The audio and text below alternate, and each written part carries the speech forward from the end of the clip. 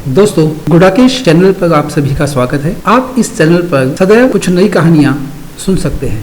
आज की एक कहानी आपके सामने है। एक वकील ने सुनाया हुआ एक हृदय स्पर्शी किस्सा।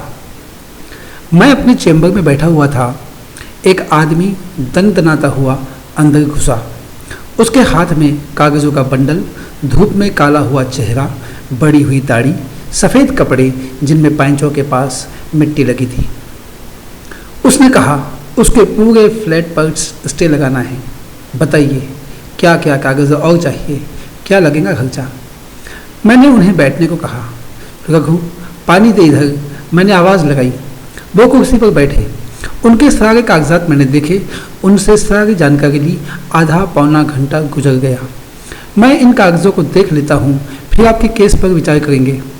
आप ऐसा कीजिए, अगले शनिवार को मिलिए मुझसे। 4 दिन बाद वो फिर से आए। वैसे ही कपड़े, बहुत डेस्परेट लग रहे थे। अपने भाई पर गुस्सा थे बहुत। मैंने उन्हें बैठने को कहा। वो बैठे। ऑफिस में अजीब सी खामोशी गूंज रही थी। मैंने बात की शुरुआत की। बाबा, मैंने आपके सारे पेपर्स देख लिए और आपके परिवार के बारे में और आपकी निजी ज़िंदगी के बारे में भी मैंने बहुत जानकारी हासिल की। मेरी जानकारी के अनुसार आप 2 भाई हैं, एक बहन है। आपके माँ बाप बचपन में ही गुजर गए।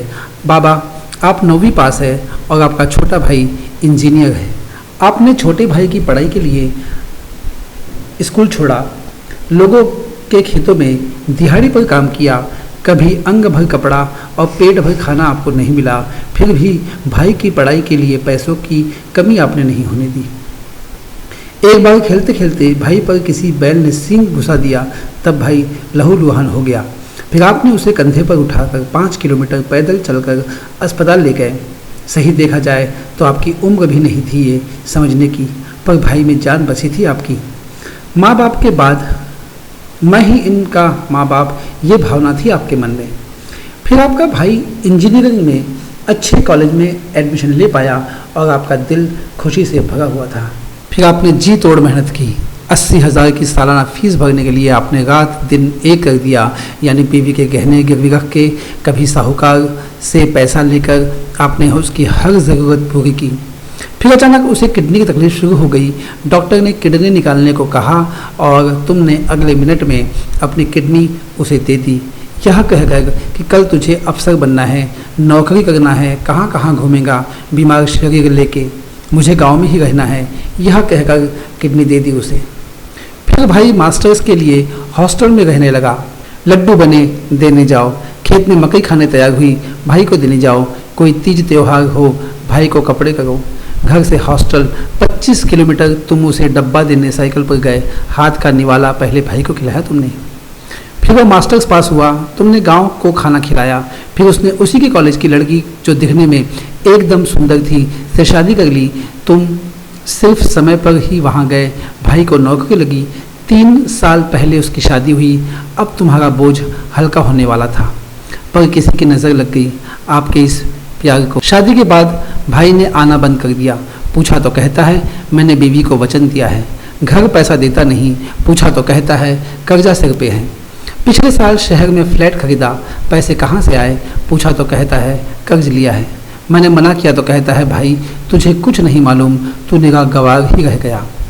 अब तुम्हारा भाई चाहता है गाँव की आधी खेती बेचकर उसे पैसा दे दे। इतना कह के मैं रुका। रघु ने लाई चाय की प्याली मैंने मुंह से लगाई। तुम चाहते हो भाई ने जो मांगा वो उसे ना देकर उसके ही फ्लैट पर स्टे लगाया जाए, क्यों, यही चाहते हो ना तुम। वो तुरंत बोला हाँ। मैंने कहा हम स्टे ले सकते हैं, भाई की प्रॉपर्टी में हिस्सा भी मांग सकते हैं, पर तुमने उसके लिए जो खून पसीना एक किया है वो नहीं मिलेगा। तुम्हारी दी हुई किडनी वापस नहीं मिलेंगी। तुमने उसके लिए जो ज़िंदगी खर्च की है वो भी वापस नहीं मिलेंगी। मुझे लगता है इन सब चीज़ों के सामने उस फ्लैट की कीमत शून्य है।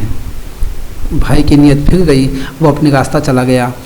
अब तुम भी उसी कृतज्ञ सड़क पर मत जाओ। वो भिखारी निकला। तुम दिलदार थे, दिलदार ही रहो। तुम्हारा हाथ ऊपर था, ऊपर ही रखो। कोर्ट कचहरी करने के बजाय बच्चों को पढ़ाओ लिखाओ। पढ़ाई करके तुम्हारा भाई बिगड़ गया, लेकिन इसका मतलब यह नहीं कि तुम्हारे बच्चे भी ऐसा करेंगे। वो मेरा मुंह ताकने लगा। उठ के खड़ा हुआ, सब कागजात उठाए और आंखें पोंछते हुए बोला, चलता हूँ वकील साहब। उसकी गोलाई फूट रही थी और वो मुझे दिख न जाए ऐसी कोशिश कर रहा था। इस बात को अरसा गुजर गया। कल वो अचानक मेरे ऑफिस में आया। कलमों में सफ़ेदी झांक रही थी उसके।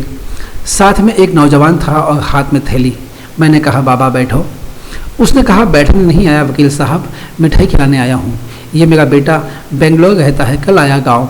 अब 3 मंजिला मकान बना लिया है वहाँ। थोड़ी थोड़ी करके 10-12 एकड़ खेती खरीद ली अब। मैं उसके चेहरे से टपकती हुई खुशी को महसूस कर रहा था।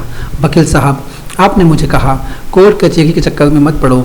आपने बहुत नेक सलाह दी और मुझे उलझन से बचा लिया। जबकि गांव में सब लोग मुझे भाई के खिलाफ उकसा रहे थे, मैंने उनकी नहीं आपकी बात सुन ली और मैंने अपने बच्चों को लाइन से लगाया और भाई के पीछे अपनी ज़िंदगी बर्बाद नहीं होने दी। कल भाई और उसकी पत्नी भी घर आए थे। पाँव छू छू कर माफ़ी मांगने लगे।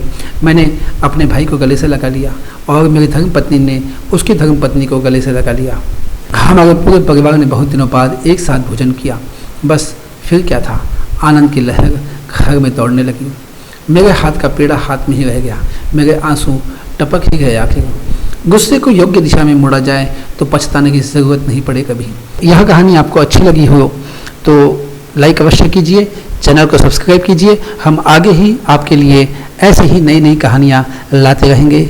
धन्यवाद। जय हिंद।